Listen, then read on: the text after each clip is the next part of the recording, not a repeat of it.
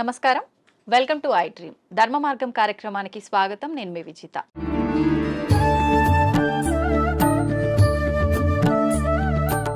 నమస్కారం స్వామీజీ. హరి ఓం.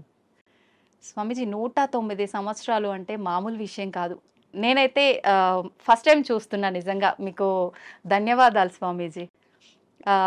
ఇప్పుడు ప్రస్తుతం ఉన్న సమాజంలో రకరకాల ఆరోగ్య సమస్యలు, ఎంత ఆరోగ్యంగా ఉన్న వాళ్ళైనా 40-60కి మించి వాళ్ళ జీవనం కొనసాగించే వాళ్ళ సంఖ్య చాలా తక్కువగా ఉంటుంది. అసలు ఎలా సాధ్యపడుతుంది స్వామీజీ? ధ్యానం చేయడం వల్ల ఆయుర్దాయం అనేది పెరిగే అవకాశం ఉంటుందా? గం గణపతియే నమః, ఐం సరస్వతియే నమః, శ్రీ గురుభ్యో నమః. మా గురుగారైనటువంటి మహంత్ హిమాలయ గిరిజీ మహారాజ్ వారి పాదపద్మంలోని మనసులో స్మరించుకొని వీక్షిస్తున్న టీవీ ప్రేక్షకులకు శుభము మంగళము జరగాలని కోరుకుంటూ, మనిషి ఆయురార్థం మనిషి చేతిలోనే ఉంది. బ్రహ్మ ఏదో రాశాడు అంటారు, ఎక్స్పైరీ డేటు, డిస్పాచ్ డేటు అని. అది ఒక విధంగా కరెక్ట్ అయినప్పటికీ దాన్ని మార్చుకోగలిగిన శక్తి కూడా ఆ పరమాత్ముడే యోగము అనే దాని మీద మనకి ఇచ్చాడు. ఒక యోగ సాధన, సిస్టమేటికల్ లైఫ్, ఏ టైంలో ఏం తినాలా, ఎంత తినాలా, ఆ పద్ధతులన్నీ ఉండి ఒక గురువు నేర్పించినాడు. ఆ నేర్పించిన సిస్టమ్ ఈ రోజు వరకు తూచా తప్పకుండా పాటిస్తూ ఉంటే 109 కర్మ ఇంకా ఎన్నాళ్ళైనా బతకవచ్చు. మీకు అందరికి బాగా తెలిసి ఉంటుంది, ఒక 2 ఏళ్ల కింద పద్మశ్రీ అవార్డులు ఇచ్చినప్పుడు శివానంద అనే ఒక యోగా మాస్టర్ సరస్వతి ఘాట్ దగ్గర ఉంటాడు కాశీలో. ఈ రోజుకు యోగా నడుపుతున్నాడు ఆయన. ఆ యోగా చేస్తాడు. He's 124 years on the day which he's taking award. తీసుకున్నప్పుడు ఆయనకు 123, ఇప్పుడు 125. మీ లోపల ఇక్కడ లౌకికంలో తిరుగుతున్న వాళ్ళలో ఆయన మీకు కనపడతాడు. మహామహా యోగులు కొంతమంది వాళ్ళ వయసు ఇంత అని వాళ్ళకు తెలీదు, వాళ్ళ డిసిపుల్స్ కూడా తెలియదు. మరి హిమాలయాలలో ఉండి తపస్సులు చేసుకుంటున్న వాళ్ళు అట్లే ఉన్నారు.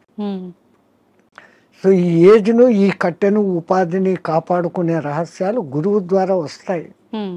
ఆ గురువు చెప్పింది తూచా తప్పక చేసినప్పుడే అది స్టాండర్డ్గా ఉంటాయి. కానీ గురువు చెప్పాడు నేను చేయలేదు అంటే ఏం లేదు. మనకు ప్రాక్టికల్గా కావాల్సినంత ఉంది. వేదాలు, ఉపనిషత్తులు, పురాణాలు ఇన్ని ఉన్నాయి.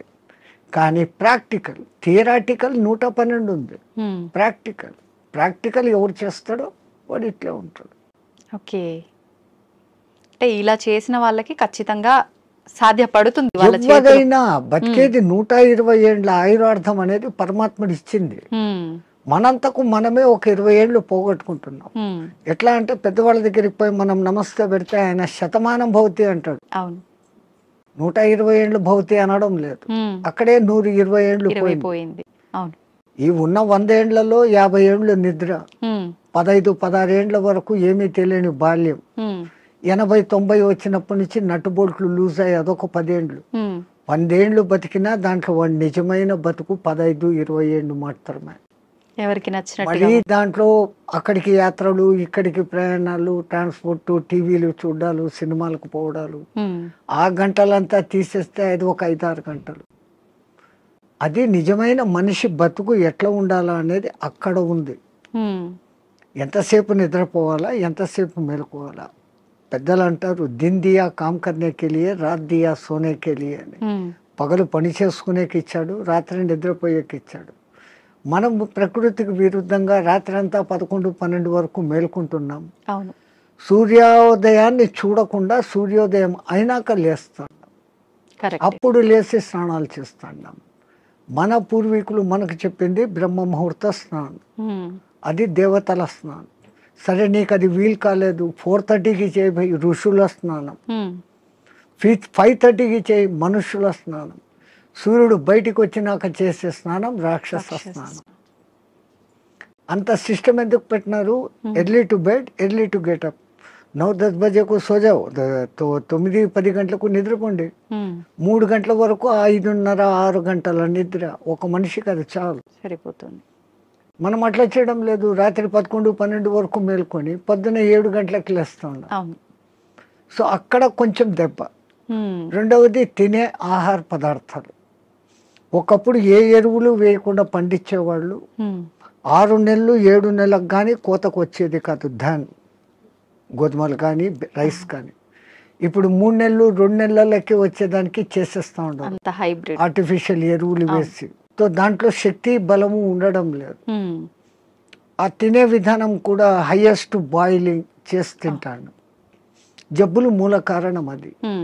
పరమాత్ముడు సృష్టించిన 84 లక్షల జీవరాశుల్లో ఏది కూడా ఉడికించి తినడం లేదు, ఫ్రిడ్జుల్లో పెట్టుకోవడం లేదు. అవి హ్యాపీగా ఉన్నాయి, కంటద్దాలు పెట్టుకోవడం లేదు, చోట్ మిషన్ పెట్టుకోవడం లేదు. మనం పెట్టుకుంటున్నాం. కరెంట్ ఆ ఫుడ్కు వ్యతిరేకం. సహజ ఆహారం ఋషులు మునులు అంతా కందమూలాలు, పండ్లు, ఫలాలు. పరమాత్ముడు ఏది న్యాచురల్గా ఇచ్చినాడో అప్పటికది తినేస్తారు. మళ్ళీ సాయంత్రానికి రేపటికి అని దాచిపెట్టుకోవడం కూడా లేదు.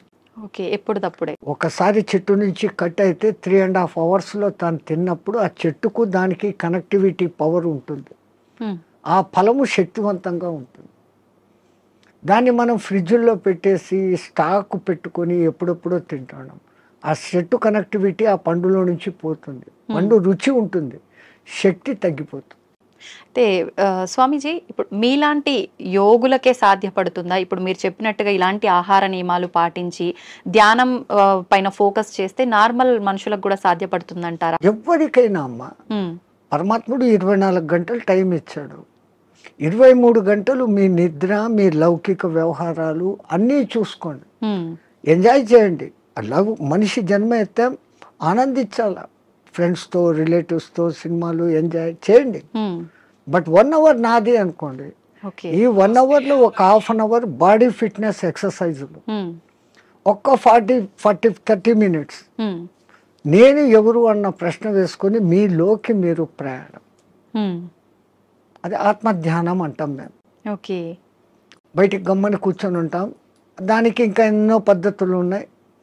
ఒక విగ్రహాన్ని ఊహించుకుంటూ ఆ విగ్రహ మంత్రమే చదువుతూ భ్రమర కీటక న్యాయం అయిపోవడం ఒక విధానం. ఏది లేది నిరాకారాన్ని చూడాలా అనుకున్నప్పుడు ఆ నిరాకారాన్ని జ్యోతిగా భావించి చూడడం ఒక విధానం. ఆ జ్యోతి నాలోనే వెలుగుతుంది అనుకొని ఆ జ్యోతి దర్శనం కోసం తప్పిస్తూ తపన చేయటం ఒకటి. ఓకే, ఇట్లా విధానాలు వేరే వేరేగా ఉన్నాయి. మన ఋషులు మనకు 100 మార్గాలు చూపించారు. ఎవరికి ఏది అడాప్టబుల్లో, ఎవరికి ఏది సూటబుల్లో, ఎవరికి ఏది సులభంగా చేసుకోగల శక్తి ఉందో వాడు అది చేసుకుంటాడు. 3 to 3:45 దేవతల టైం. ఓకే, 3:45 to 4:45 ఋషుల టైం. 4:45 to 5:45 మానవుల టైం. ఓకే, ఆఫ్టర్ దట్ రాక్షసుల టైం అని అంట. ఇప్పుడు ప్రతి ఒక్కరూ రాక్షసుల టైంలోనే అన్ని స్నానాలు. సూర్యోదయం అప్పుడు ఆ అరుణ కిరణాలు అని వస్తాయి కదా, దాంట్లో ఎన్నో రకాల మనకు ఆరోగ్యాన్ని, ఉత్తేజాన్ని కలిగించే వేవ్స్ ఉంటాయి. అల్ట్రావైలెట్, ఇన్ఫ్రారెడ్, ఎలక్ట్రోమాగ్నెటిక్, దానికి ఏమో ఇప్పుడు ఈ పేర్లన్నీ పెట్టారు. అప్పుడు సూర్యుని 7 వర్ణాలకు కలుపుకొని దాంట్లో తెలుపులో 7 వర్ణాలు ఉన్నాయని మన వాళ్ళు గుర్తించి చేస్తాను ఆ సాధన, వర్ణ సాధన. ఇప్పుడు అదే కలర్ థెరపీ అని మళ్ళీ బయటకు వచ్చింది. రంగు బాటళ్ళలో నీళ్లు పెట్టి సూర్యుడి దగ్గర పెట్టి బయట ఎండలో 7 రోజులు అట్లా పెట్టిన నీళ్లు తాగితే ఆ కలర్కు సంబంధించిన జబ్బు ఉన్న వాళ్ళకి క్యూర్ అవుతారు. ఒక్క సూర్యుడు ఆరోగ్య ప్రదాత అని మన వాళ్ళు చెప్పారు. దాంట్లో నుంచే ఇన్ని వస్తున్నాయి. ఇప్పుడు మన భూమి మీద పెరుగుతున్న మూలికలు అన్నీ పెరుగుతున్నాయంటే సూర్యుడు ఆధారం. నైట్ పూట తన సూర్యకిరణాలనే చంద్రుని మీదకి పంపించి అక్కడి నుంచి రిఫ్లెక్ట్ అయ్యి అదే ఔషధులకు శక్తిని ఇస్తున్నాడు సర్కిట్. ఓకే, సో అందుకే మన పూర్వీకులు గుర్తించి ఆరోగ్యం భాస్కరాది చేత అన్నారు. ఆరోగ్యం సూర్యుని చేతిలో ఉంది. ఓకే స్వామీజీ, ప్రాణాయామం ఇది చేసే వాళ్ళు ఎక్కువ కాలం జీవించే అవకాశం ఉంటుందంటారు కదా? 100%. పూర్వీకులు చెప్పిన లెక్క 21,600 రెస్పిరేషన్స్, 21,600 హంస జపం సాధారణంగా ఎవడో చేసేస్తాను ఇన్వాలంటరీ. అప్పుడు ఆ ఊపిరితిత్తులు ఇంతే పని చేస్తుంది. ఇట్లా తీసుకుంటున్నాం, ఇట్లా వదిలేస్తున్నాం. పరమాత్ముడు మనకు ఊపిరితిత్తులు ఇంత పని చేసేకి ఇచ్చాడు. దాంట్లో 10th కాదు కదా, 1% కూడా మనం చేయడం లేదు. తీసుకుంటున్నాం, వదులుతున్నాం. తీసుకున్న గాలిని యూటిలైజ్ చేసుకోవడం లేదు, ఉపయోగించుకోవడం. ఆ దానికి ప్రత్యేకంగా ఈ పూరక కుంభక రేచకాలు అనే ప్రాణాయామ వ్యవస్థ పెద్దవాళ్ళు పెట్టారు. ఓకే. సంపూర్ణంగా ఊపిరితిత్తులు నిండేంతగా దీర్ఘంగా శ్వాస తీసుకొని ముక్కులు మూసేస్తాం. ఓకే. ఆ తర్వాత బలవంతంగా ఆ గాలిని మింగుతున్న ఫీలింగ్ చేసి కడుపులో కూడా గాలి పోతోంది అని చెప్పి మళ్ళీ ఒకసారి ముక్కులు ఓపెన్ చేసి ఇంకొంచెం తీసుకుంటాం. అంత గాలి తీసుకొని మన కెపాసిటీని బట్టి 30 సెకండ్స్ 40 సెకండ్స్తో ఆరంభించి నెలలు సంవత్సరాలు గడిచేసరికి 2 మినిట్స్ 2.5 మినిట్స్ వరకు ఆ కుంభకంలో ఉంచినప్పుడు తీసుకున్న గాలి మొత్తం యూటిలైజ్ అయి కణాలు ఇడిచిన కార్బన్ డైఆక్సైడ్ అంతా వచ్చి బయటకు వచ్చేస్తుంది. అది రేచకం.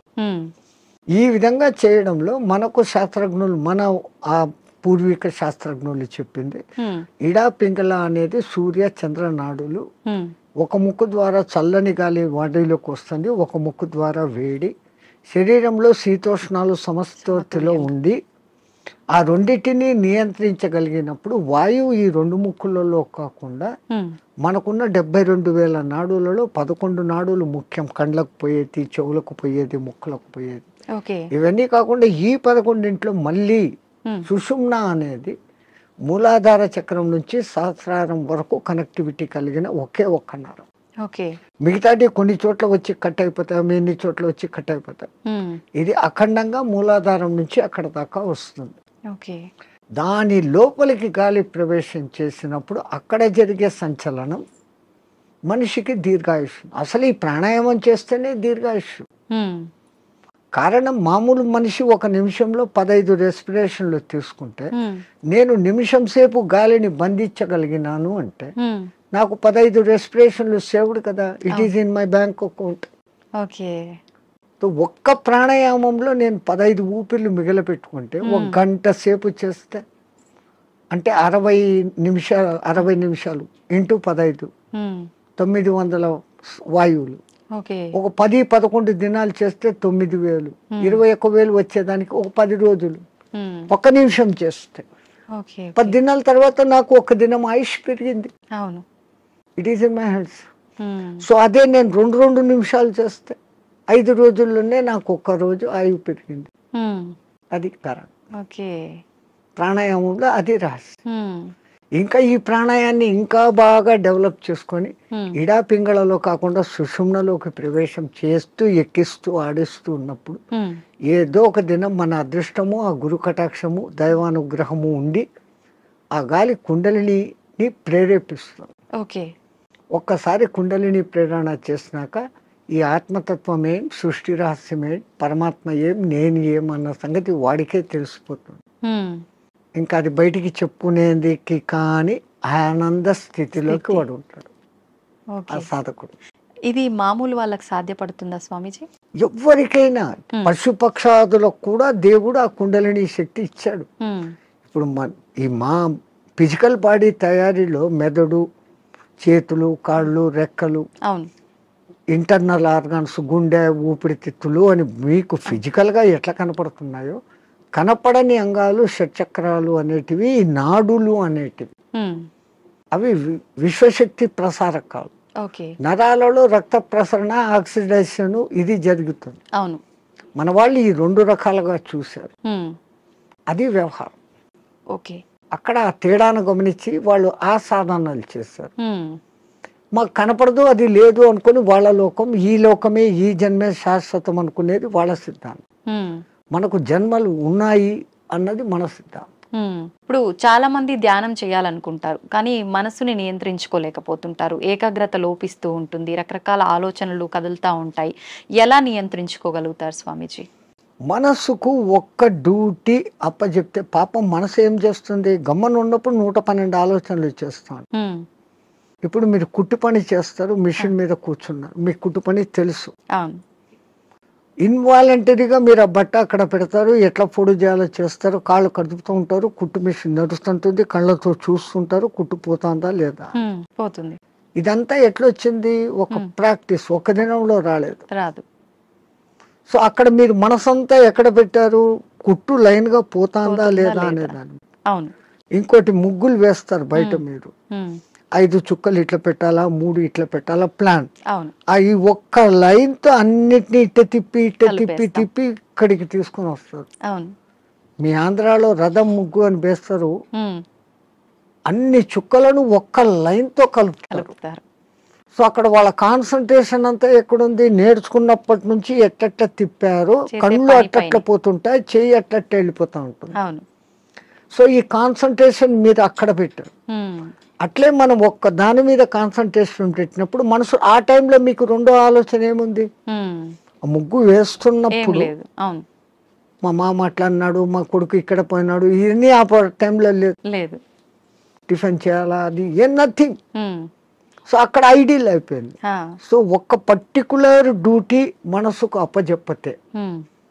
ఆ మనసు అదే చేస్తూ ఉంటుంది. ఓకే. అందుకే మన పూర్వీకులు ఒక తమాషా ఎగ్జాంపుల్ చెప్తారు. ఉమ్. ఎవరో ఒక ఆయన తపస్సు చేశాడు, దేవుడు ప్రత్యక్షమైతే నా అన్ని పనులు చూసుకునేదానికి ఒక సెక్రటరీని నాకు అపాయింట్ చేయి. వాడు దేవుడే ప్రత్యక్షమైతే వాడు ఇట్లాంటి వరం అడిగాడు, ఉమ్. అది కూడా నేను చెప్పంగానే చేసేయాలా అన్నాడు.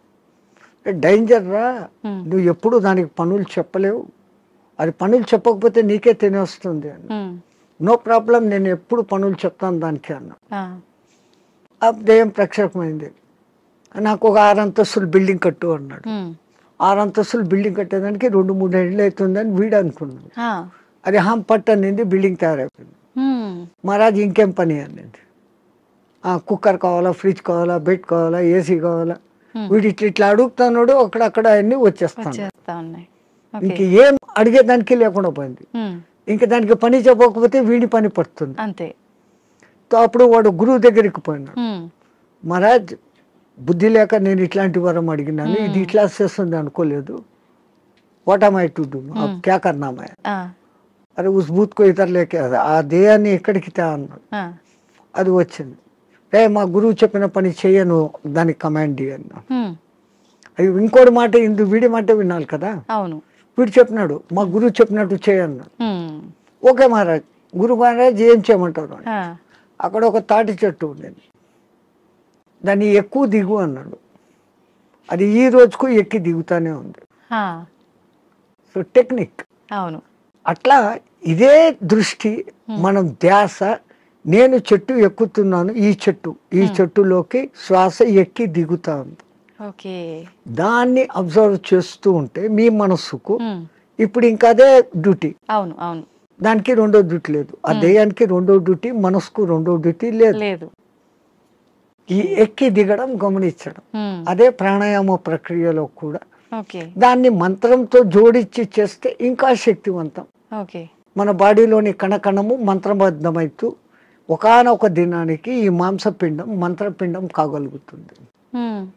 మంత్రంతో అనుసంధానం చేస్తారు. ఓకే. మంత్రాలు చదవలేని వాళ్ళు ఉంటారు, ఉమ్. మాకు మంత్రాలు ఇష్టం లేదు, మేము మతం కాదు అనేవాళ్ళు అంటే ఉంటారు. మంత్రం ఎవరికి వాళ్ళు చెప్పుకోవాలా స్వామీజీ, ఉపదేశం తీసుకోవాలా గురువుల దగ్గర నుంచి? అందుకే గురువు అవసరం, గురు బినా విద్యా నహి అని. ఆ. కొన్నాళ్ళు ఆయన దగ్గర శిష్యరికం చేసినప్పుడు వీడు దేనికి సూటబుల్, ఉమ్. నేను ఇచ్చే విద్యను వీడు సద్వినియోగం చేస్తాడా, దుర్వినియోగం చేస్తాడా. ఉమ్. అందుకే పాతకాలంలో కొన్నాళ్ళు నా దగ్గర సేవ చేయి అంటారు. ఉమ్. మన మెంటాలిటీ అర్థమవుతుంది. ఓకే. వాడు సిడ్ఫిరా అయితే గనక నేనేం నీ దగ్గర సేవ చేసేది, నాకు ఇంత పైసా ఉంది అంటాడు. ఆ. ఆ వినయత ముందు మనిషిలో ఉండాలి. ఉమ్. ఆయన దగ్గర ఈ పని చేస్తే నాకు మంచి జరుగుతుంది అనే విశ్వాసం ఉండాలి. ఉమ్. ఈ రెండు ఉన్నప్పుడు ఆ గురువు గాడిదను చూపించి ఇది దేవుడు, దీన్ని పూజ చేయంటే చేసినప్పుడు ఆ గాడిదలోనే నీకు దేవుడు కనపడుతుంది. ఓకే. పైలా విశ్వాస ప్రథం సోపాన్. విశ్వాసం అనేది అన్నిటికీ ఉండాలి. మించిన శక్తి. ఓకే. ఇక్కడ ఒకటి అచీవ్ చేయాలనుకున్నప్పుడు దాని మీద నేను చేయగలనా లేదా ముందే డిసిషన్ తీసుకోండి. ఉమ్. గురువు ఒక మంత్రం ఇచ్చాడు, ఈ అనుష్ఠానం ఇట్లా చేయాలా, రోజు లేచి ఈ అగ్ని తర్పణాలు చేయాలా, ఉమ్. ఇవన్నీ నేను చేయగలనా లేదా అనుకున్నప్పుడు గురుదేవా ఇయ్యండి అనాలి. ఆ మంత్రం తీసేసుకున్నాను, నేను చేసుకోలేదు, ఉమ్. దాన్ని చేయాల్సిన రీతిలో చేయకపోయినప్పుడు ఏం ఫలితం. ఓకే. సైకిల్ మోటార్ మీ దగ్గర ఉంది, ఉమ్. దానికి పెట్రోల్ పోసేది పని ఉంది కదా. అవును. పెట్రోల్ పోకుండా నేను కొనుక్కున్నాను 1,00,000 పెట్టి పోవాలా, ఇది అంటే ఎట్లా పోతుంది, పెట్రోల్ పోయాలా. అవును. అప్పుడప్పుడు దానికి ఏదో ఆయిల్ పోయాలా, రిపేర్ మైనర్ రిపేర్స్ చూసుకోవాలా, ఉమ్. అప్పుడు ఆ బండి పోతుంది. ఓకే. లైక్ దిస్ సేమ్ ఒక సిస్టమ్ ప్రాసెస్ అని గురువు చెప్పినప్పుడు ఆ ప్రాసెస్ అంతా చేస్తున్నప్పుడు అది మిమ్మల్ని ఉద్ధరిస్తుంది. ఓకే స్వామీజీ, హిమాలయాలు అనగానే మనకు అక్కడ ఇలా కొన్ని ఏళ్ల పాటు ధ్యానం చేసే వాళ్ళు ఉంటారని చెప్పి వింటుంటాం. నిజంగా అలాంటి వాళ్ళు ఇప్పటికీ ఉన్నారంటారా? 100% ఎంతో మంది. ఆ హిమాలయాలు అనే దానికి ముందు మా అనే అక్షరం పెట్టుకొని చదవండి. మహిమ ఆలయాలు. ఓ, మన దేశం మొత్తంలో చాలా కొద్ది ఆలయాలు ఉన్నాయి. ఆ లయాలు అంటే అందులో లయం. హిమ ఆలయం అంటే హిమములో లయం కావడం. హిమం అంటే ఏంటి? మంచు. నీటికున్న 3-4 లక్షణాలలో ద్రవస్థితి, ఘనస్థితి, అవును, ఆవిరి స్థితి, దాని తర్వాత ప్లాస్మా స్థితి. ఇది ఏది కానిది మంచు స్థితి. ఓకే, అది అట్లా నీళ్లు కాదు, ఇట్లా ఘనాకార ఐస్ కాదు. మంచును బాగా ప్రెస్ చేస్తే అప్పుడు మీకు ఐస్ అవుతుంది. ఇది మధ్యస్థ స్థితి. మంచు అంటాం, హిమము అంటాం. నిజంగా దానికి మహిమము, మహిమ కలిగిన పదార్థం. అది అక్కడంతా వ్యాపించి ఉంటుంది. ఆ మంచి చల్లని వాతావరణము, కొన్ని రకాల ఔషధి మొక్కల నుంచి వచ్చే గాలి, మన పూర్వీకులు తపస్సు చేసిన వాళ్ళ యొక్క వైబ్రేషన్స్. దేవతలు కూడా అక్కడ తపస్సు చేశారు, గొప్ప గొప్ప ఋషులు తపస్సు చేశారు, ఇప్పుడు చేస్తున్న వాళ్ళు ఉన్నారు. వాళ్ళ యొక్క వైబ్రేషన్స్ ఆ ఏరియాలో ఉంటాయి కాబట్టి మనం తొందరగా దానికి అకష్టమవుతాం. అందుకని అవి ఎప్పటికీ హిమ ఆలయాలు అందులో లయం అయ్యేదానికి చూపిస్తూ ఉండే మార్గాలు. స్వామీజీ, వాళ్ళు అలా కొన్ని ఏళ్ల పాటు ధ్యానంలో ఉన్నప్పుడు ఆకలి, దప్పికలు, నిద్ర ఏమీ ఉండవు, అలా ధ్యానంలోనే ఉండిపోతారంటారు కదా. అలా ఉండడానికి అంటే వీళ్ళు ఎన్ని ఏళ్ల పాటు వాళ్ళు సాధనమ్మా. ఏది ఇప్పుడు నేను చెప్పాను, ఏది సాధించాలన్నా సాధన. మీ తెలుగులో సింపుల్ పద్యం, సాధనతో పనులు సమకూరు ధరలోన విశ్వదాభిరామ వినరు. సాధన దేనికి కూడా, ఏది చేస్తే కూడా సాధన. స్వామిజీ, మన సనాతన ధర్మంలో ఓంకారానికి చాలా ప్రత్యేకత ఉంది. అది ఓంకారం కాదు, ఔంకారం. మీరు మనం పలకడమే దాన్ని తప్పు పలుకుతున్నాం. మనం మాట్లాడుతున్న ప్రతి మాటల్లో ఎక్కడో ఒక చోట అకారము, ఉకారము, మకారము ఉంటాయి. ఓకే, అకార, ఉకార, మకార, అర్ధమాత్ర ఇది ఓంకార. అర్ధమాత్ర మకారం అన్నాడు, ప్లస్ ఆ. ఓకే, అర్ధమాత్ర అంటే ఔం అని ఉచ్చరించినప్పుడు అకారము, ఉకారము రెండూ పలకబడి ఓంకారం దీర్ఘమవుతుంది. ఓకే, అకారం అన్నప్పుడు మీ స్థూల శరీరం, ఉకారం అన్నప్పుడు సూక్ష్మ శరీరం, ఓంకారం అన్నప్పుడు కారణ శరీరం.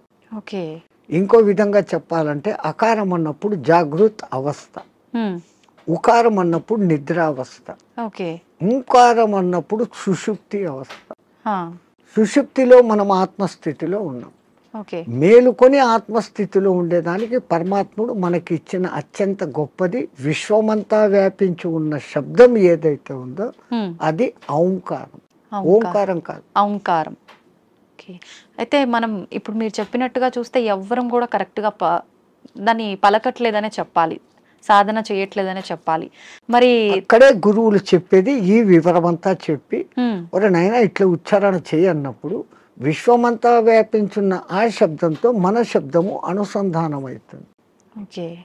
సైంటిస్ట్ ఇప్పుడు రికార్డు చేశారు, సూర్యుడి నుంచి చూస్తున్న శబ్దము ఔం ఔం అని ఉంది, గెలాక్సీ సౌండ్ ఔం అని ఉంది, భూమి తిరిగే వేగపు సౌండ్, గ్రహాలు తిరిగే వేగపు సౌండ్ వేరే వేరే విధంగా వినపడుతున్నాయి, కానీ అంతంగా ఔం ఔం అన్న శబ్దమే ఉంది. సో దాన్ని ఇట్లా అట్టాడు చేసినప్పుడు ఔం ముక్కుల ద్వారా వదులుతున్నాం, మనం చేసేది ఓ అంటున్నాం నోటి ద్వారా. ఓడ, అవును, అవును అనేది రావడం లే. అవును అనే దాని పక్కన శూన్యం పెట్టినప్పుడు ఔం. అకార, ఉకార, మకారాలు 3 పలకపడతాయి. ఇక్కడేం జరుగుతుంది? ఓ అంటున్నాం, నోటి ద్వారా గాలిపోతాం. సో మనం పూర్ణ ఫలితం పొందలేదంటే చిన్న పొరపాటు అక్కడ ఉంది. అది ఎందుకు అంత రహస్యంగా పెట్టి గురువులు శిష్యులకే చెప్పినప్పుడు దాన్ని అర్థం చేసుకొని వాడు చేస్తున్నాడు. అందరికీ చెప్పాలా అంటే దానికి అర్హత ఉండాలి, ఆ ప్రాప్తత ఉండాలి. ఓకే. కానీ ఇప్పుడు అది కూడా మేము బహిరంగంగా అందరికీ చెప్తున్నారు. నాయనా మీరు చేసుకునే వాళ్ళు పూజలు చేసుకునేటప్పుడు ఇట్లా చేసుకోండి, సామూహికంగా అర్చేయండి. అది అలవాటు అయిపోయింది, రాదు. అవును. అందరూ ఔం అని ఎక్కడా పలకరు. మనం ఒక్కళ్ళం అక్కడ అందరూ ఓం నమ శివాయ అంటే మనం ఒక్కళ్ళం ఇక్కడ ఔం నమ శివాయ అన్నామంటే డిఫరెన్స్ అయిపోతుంది. మనమే తప్పు చేస్తున్నామేమో అనేటట్టుగా స్వరం మారిపోతుంది, వాళ్ళందరూ మన దిక్కు చూస్తుంటారు. సో మనము ఇంట్లో కూర్చొని ప్రత్యేక సాధనలు చేసేటప్పుడన్నా కనీసం ఎక్కడ ఏది ఉచ్చరించాల్సి వచ్చినా ఔం అని ఉచ్చరించండి, ఓం అని కాదు. ఓకే. ఇంకా సామూహికంలో తప్పడం లేదు. 10 మంది కూర్చొని శివ సహస్రనామము అష్టోత్తరము ఏదో ఒకటి చేస్తాం. ప్రతి దానికి ఓం నమ శివాయ, ఓం శంభవైతే నమో, భయోశ్వరాయ నమో, నిధనపతి నమ, నిధనపతాంతకాయ నమ, వీటన్నిటికి ముందు ఓం ఓం అంటారు. ఓం ఓం అంటాం. మాకు ఇదే అలవాటు అయిపోయింది, ఓం ఓం అని అంటాం. ఓం అనేది మా నోట్లో రాదు. నిజంగా అంటే మనం పలకాల్సిన మంత్రం ఏదైనా తప్పు పలుకుతున్నాము అంటే దానివల్ల మనకు ఫలితం కలగకపోగా దోషం కలిగే అవకాశం ఉంటుందా స్వామీజీ? దోషము అని అంటే సైంటిఫికల్ గా మీకు నేను చెప్పాలంటే ఇప్పుడు ఈ షట్చక్రాలు అనేది పెటల్స్ తో ఉంటుంది. మూలాధారం 4 పెటల్స్ దళాలు, స్వాధిష్టానం 6, మణిపూరకం 10, అట్లా 10, 12, 16, 2, 50 అక్షరాలు దాంట్లో నిక్షిప్తమై ఉంటాయి. వర్ష అనేది మూలాధారంలో, పాప బాబమ్మ అనేది అట్లా ఒకటి వేరే వేరేగా ఉంటాయి. ఈ మంత్రం ఒక రిథమాటిక్ గా చదివినప్పుడు మీరు పియానో మీద అడ్డదిడ్డంగా కొడితే సరిగ్గా రాదు. వాడు వాయించాల్సిన రీతిలో వాయించినప్పుడు సుమధురంగా వస్తుంది. ఇట్లా ఈ మంత్రం కూడా ఆ లెహర్ చదివినప్పుడు ఈ పెటల్స్ కదులుతాయి. ఆ పెటల్స్ కదిలినప్పుడు ఆ చక్రం కంట్రోల్ చేస్తున్న మీ ఇన్నర్ ఆర్గాన్స్. మూలాధారము పెద్ద పేగును కంట్రోల్ చేస్తుంది. స్వాధిష్టానము చిన్న పేగులను, యూరినరీ బ్లాడర్ను, రీప్రొడక్టివిటీ ఆర్గాన్ను చేస్తుంది. మణిపూరకము డైజెషన్ సిస్టము, చిన్న పేగులు ప్లస్ అన్నాశయము, వీటిని కంట్రోల్ చేస్తుంది. అట్లా ఏ అంగాలను అవి చేస్తుందో ఆ జరిగే వైబ్రేషన్స్ ఆ అంగాలను శక్తివంతంగా ఆరోగ్యవంతంగా చేస్తాయి. ముందు మంత్రాలలో ఉన్న అర్థం ఇది. అందుకనే వాళ్ళు స్వరము ఇట్లా పలకాల, ఇట్లా చేయాలని. వేదం అందరూ చదవలేము అంటే కారణం, ఒక గురువు దగ్గర 12 ఏళ్ళు నేర్చుకుంటే ఒక్క ఋగ్వేదం వస్తుంది మీకు. ఒక్కొక్క వేదం నేర్చుకునేకి 12 ఏళ్ల కాలం సుస్వరంగా. ఇప్పుడు అనేక మంది పాపం వేద పాఠశాలలు పెట్టి మళ్ళీ మన పూర్వ సంస్కృతి ఇంత గొప్పదన్న సంగతి తెలుసుకుని ఎట్లా చేస్తే బాగుంటుంది ఏమన్న సంగతి మీద పోతున్నా. వేదం అంతా సైన్స్, మా ఊరికే ఏది చెప్పలేదు. సంధ్యావందనం చేసే దగ్గర నుంచి సైన్స్. ఇప్పుడు వీళ్ళు చేసే సంధ్యావనం తప్పు పట్టడం కాదు. పాతకాలంలో వాళ్ళు ఏం చేశారు, నదిలో వక్షస్థలం లోతు నీళ్లలో నీటికి ఎదురు ప్రవాహానికి నిలబడి ఓ చెంబుతో నీళ్లు తీసుకొని ఆ సూర్యుని దిక్కు పెట్టి ధారగా వదిలేవాళ్ళు. ఎప్పుడైతే ఒక మనిషి ఇంత లోతు నీళ్లలోకి పోతాడో అపాన వాయువు ఆటోమేటిక్గా పైకి వస్తుంది. మామూలు నీళ్ల తొట్టిలో ఒక ఎంటీ చెంబును ముంచండి, ఎంత ప్రెషర్ వస్తుంది, లోపల గాలి పైకి రావాలని చూస్తూ ఉంటాం. అదేమో ఇంత చెంబు, ఎంతో బలం ఉపయోగించాలి. సో ఈ అపాన వాయువు పైకి వస్తుంది. మనం చెంబు నీళ్లు తీసుకొని అన్నప్పుడు ప్రాణవాయువుని తీసుకున్నాం. ప్రాణ అపాన సమాయక్తం పచాన్యన్నం చతుర్జుదం అని భగవద్గీతలో చెప్పిన ఆ ప్రాణ అపాయాల సమ్మిళనం జరిగి శరీరంలోని స్థూల సూక్ష్మ కారణ శరీరాలకు ఆ శక్తి పోతుంది. ఆ ధార అట్లా వదులుతున్నప్పుడు సూర్యకిరణాలు ఆ ధారలో నుంచి ఫిల్టర్ అయ్యి వచ్చి ఇట్లా పెట్టి పోసేటప్పుడు సరిగ్గా మన షట్చక్రాలు ఉంటాయి. ఆ ధార మన ఎదురుగా షట్చక్రాల దగ్గర పడతా ఉంటుంది. ఆ కిరణాలు ఆ ఈ ధారలో నుంచి ఫిల్టర్ అయ్యి మన షట్చక్రాలకు కావాల్సిన కిరణాలను అందిస్తుంది. సూర్యుడిలో అనేక కిరణాలు ఉన్నాయి. సహస్ర కిరణుడు అని ఆయనకు పేరు. 1000 రకాల కిరణాలు ఉన్నాయి. ఒక్కొక్క కిరణం ఒక్కొక్క పని చేస్తుంది. ఆ పని చేయడం కూడా 12 నెలలలో ఒక్కొక్క నెలకు ఒక్కొక్క విధంగా చేస్తుంది. అందుకనే ద్వాదశాదిత్యుడు అని పేరు పెట్టారు. ఉన్న సూర్యుడు ఒక్కడైనా ఒక్కొక్క నెలలో ఆయన మార్పులు చెందుతూ ఆ కిరణాల ప్రవాహం ఇస్తాడు. ఇప్పుడు ఈ విధంగా సంధ్యావందనం చేసినప్పుడు రావాల్సిన గుడ్ కిరణాలు మనలోకి వచ్చి ఆరోగ్యం బాగుంటుంది, చక్రాలు నీట్గా యాక్టివేట్ అవుతాయి. ఓకే. అసలు గాయత్రి మంత్రం 24 అక్షరాలు చదివినప్పుడు మన 24 తత్వాలు శుద్ధీకరణ. అవన్నీ వైబ్రేషన్ వర్డ్స్. ఓకే. శబ్దం వైబ్రేషన్ క్రియేట్ చేస్తుంది. పెద్ద పెద్ద సైంటిస్టులు ఇప్పుడు నిరూపణ చేస్తున్నారు. పలకాల్సిన రీతిలో ఓంకారం పలుకుతే అది దూరంగా స్క్రీన్ మీద మీకు గొప్ప శ్రీచక్ర యంత్రాన్ని చూపించింది. ప్రూవ్డ్. ఓకే. ఇంకొన్ని మంత్రాలు చదివినప్పుడు ఇంకొన్ని డిజైన్లు వచ్చినాయి. అవన్నీ ఏది మన పూర్వీకులు యంత్రాలు అని గీస్తారే, ఈ గ్రహానికి ఇట్లా గీయాలి, ఇట్లా పెట్టాలి, ఇంత చకోరాలు, ఇంత వృత్తాలు అని.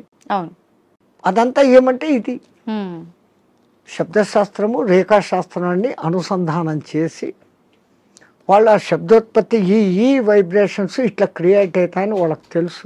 ఓకే. అందుకని ఆ రిథీమ్గా పలికినప్పుడు ఆ ఫలితాలు వస్తాయి. స్వామిజీ, నేనే గాయత్రి మంత్రంకి సంబంధించి అడుగుదాం అనుకున్నా, మీరే ఆ టాపిక్ తీసుకొచ్చారు. గాయత్రి మంత్రం ఆడవాళ్ళు చదవటానికి పనికిరాదు అని చెప్పి 100% చదవచ్చు.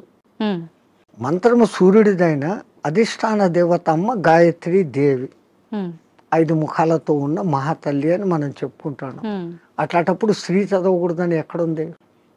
ఇదే విషయమై పండిత శ్రీరామ శర్మ అనే మహానుభావుడు, ఆయన ఉత్తరప్రదేశ్లో ఉండేవాడు, 24 ఏళ్ళు సంవత్సరానికి 24 లక్షల గాయత్రిని చేస్తూ ఉపాసన చేస్తే ఆయనకు ఆ తల్లి తాను ఉన్న ప్రదేశం, విశ్వామిత్రుడు తపస్సు చేసుకున్న ప్రదేశాన్ని చూపిస్తే అక్కడ పోయి ఈ అఖండ జ్యోతిని పెట్టి నిత్యము గాయత్రి యజ్ఞాలు చేస్తూ ఆడవాళ్లకు యజ్ఞోపవీతాలు వేస్తూ గాయత్రి ఉపదేశం చేసేవాడు.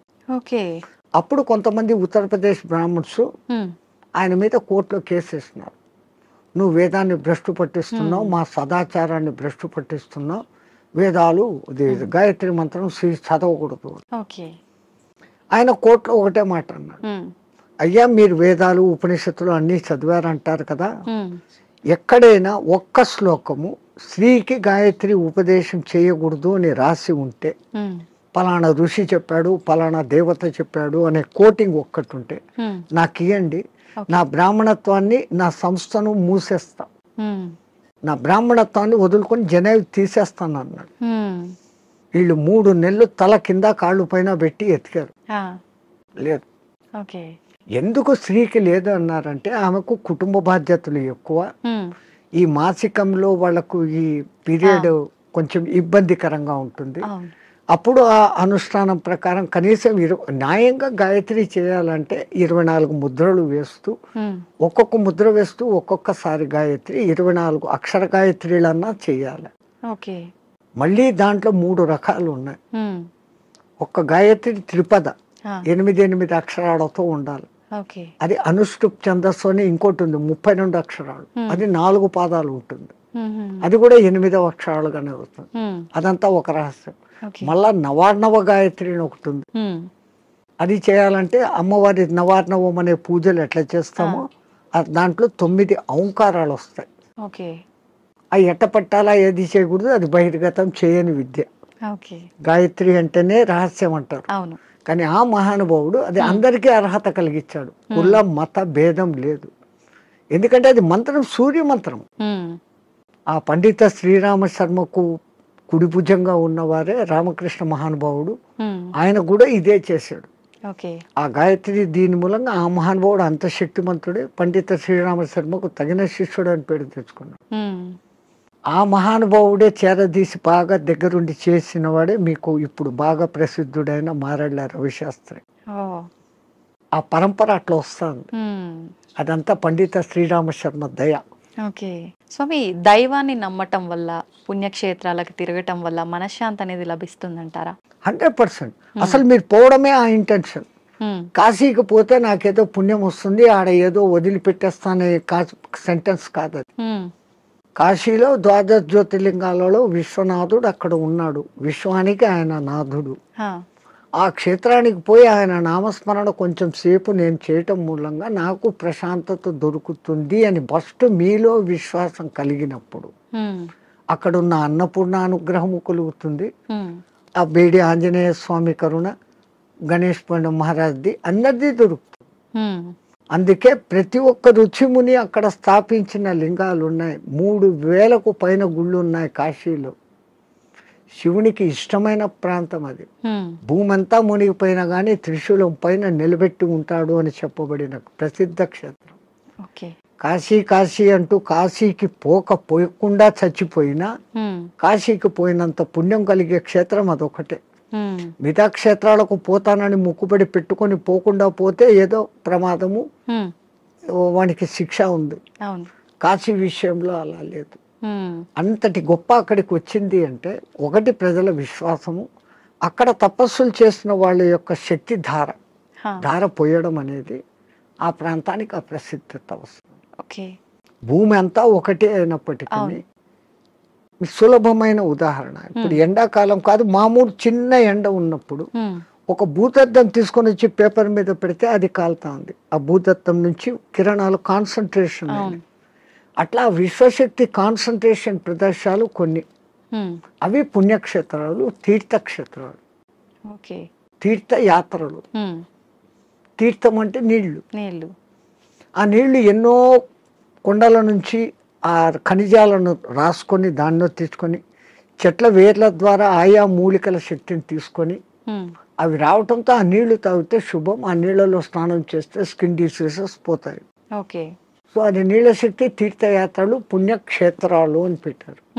స్వామి, చాలా మంది అంటుంటారు, అంటే ఇప్పుడు ఇందాక మీరు చెప్పినట్టుగా వెళ్ళిన వాళ్ళు తిరిగి రారేమో అన్న ఒక ఉద్దేశంతోటో మరేంటో తెలియదు, కానీ చాలా మంది నమ్మకం ఏంటంటే పిల్లలు ఉండి వాళ్ళ పెళ్ళిళ్ళు అన్నీ అయిపోయిన వాళ్ళు మాత్రమే కాశీకి వెళ్ళాలి, దర్శించుకోవాలి, అవన్నీ అవ్వని వాళ్ళు కాశీలోకి పోయి సస్తే మోక్షం అనుకుంటే కాదు. నాకు తెలిసి ఒక మంచి కోటీశ్వర దంపతులు 3వ తరాన్ని కూడా చూసేశారు. ఆ 3వ తరం కూడా 18 yearsకి వచ్చింది మనబళ్ళు. ఇంకా ఇంత అనుభవించిన కాశీలో పోయి చచ్చిపోతాం, వయసు కూడా అయిపోయింది, 80 ఏళ్ళు వచ్చినాయి. ఇద్దరు లవ్ మ్యారేజ్, ఇద్దరికి 80 ఏళ్ళు భార్యాభర్తకి. బట్ డబ్బు ఉంది, అక్కడ మంచి బిల్డింగ్ కొనుక్కున్నారు, 4 సర్వెంట్లను ఎత్తుకొని పోయినారు, వంట వండేకి, పనులు చేసుకునేకి. రోజు పోయి స్వామి దర్శన్ వస్తూ ఉన్నారు. ఎప్పుడో ఒకసారి బంధువులు ఫోన్, బిడ్డలు వాళ్ళది. అంత ఆధ్యాత్మిక మర్జాయంగే అంటున్నారు. 7 ఏళ్ళైంది, 8 ఏళ్ళైంది, 10 ఏళ్ళైంది. ఇక్కడ ఈ 18 ఏళ్ళ బిడ్డలు 28 ఏళ్ళ వయసుకు వచ్చినారు మన్మళ్ళు. వాళ్ళకి మ్యారేజ్, ముగ్గురికి ఒకేసారి కుదిరింది, వేరే వేరే కమ్యూనిటీ హాల్. తత పెళ్ళి మాది అంటే, అరే ఇక్కడ కాశీలో ఉండి 15 ఏళ్ళు అయిపోయింది, 95కి వచ్చినాం, అక్కడ గంగ నీళ్లు తాగి రోజు శివప్రసాదాలు తిని ఇంకా పుష్టి తయారైనారు. They can able to see, they can able to hear everything. బాగుంది. అరే ఇంకా ఉంటాం కదా, ఒకసారి పెళ్లి చూసుకొని వస్తామని ఫ్లైట్ లో వచ్చినారు. పెళ్లి చూసుకున్నారు, రాత్రి పడుకున్నారు. పడుకున్న వాళ్ళు పడుకున్నట్లే జయ శ్రీరామ్ అయిపోయినారు ఇద్దరు. వాళ్ళకు కాశీలో మరణం లేదు, ప్రాప్తం లేదు. అందరికీ మరణము సాధ్యమా?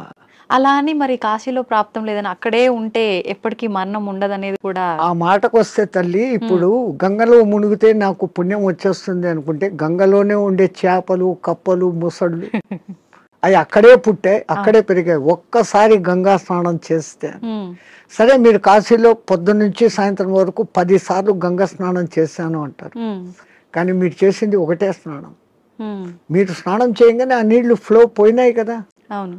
ఆ తల్లి నిరంతర ప్రవాహం, ఎప్పుడూ కొత్త నీళ్ళు అక్కడ. స్నానం చేస్తే నాకు పవిత్రత వచ్చేసింది గంగలో చేస్తే అని కాదు. గంగలో స్నానం చేసే ముందు ఇంతకు ముందు నా గత జన్మ బుద్ధులు, గత జన్మ కాదు, నా గత జీవితం బుద్ధులు, లక్షణాలు మార్చుకుంటాను. నేను ఇంక మీద అట్లా ఉండను. అక్కడ మిమ్మల్ని మీరు జస్టిఫై చేసుకొని, తల్లి నాకు ఆ బుద్ధి ప్రసాదించు అని మునిగి లేచి, ఆ మాట ప్రకారం మీరు ఇక్కడ ఉన్నారంటే మీకు మోక్షము, ముక్తి. అంతే తప్ప ఆడపోయి 100 మునకలు వేసి ఈడొచ్చి అత్తమామల్ని తిట్టో, అమ్మా నాన్నను తిట్టో, భర్తని హింసించో, భార్యను హింసించో, సంవాట్ మగ ఆడ ఎవడైనా చేసేది. ఈ తప్పులన్నీ ఇక్కడ చేస్తూ, నేను పోయి గంగలో 6 సార్లు మునిగొచ్చాను, నేను సస్తే మోక్షానికి, నువ్వు అక్కడ మార్పు చెందేదానికి మునగాలి. అందుకే పాతకాలంలో అక్కడ మునిగేటప్పుడు పంతుళ్ళు మీ చేత 10 మంత్రాలు చెప్పిస్తారు. దశ హరాయే గంగాయే స్వాహ.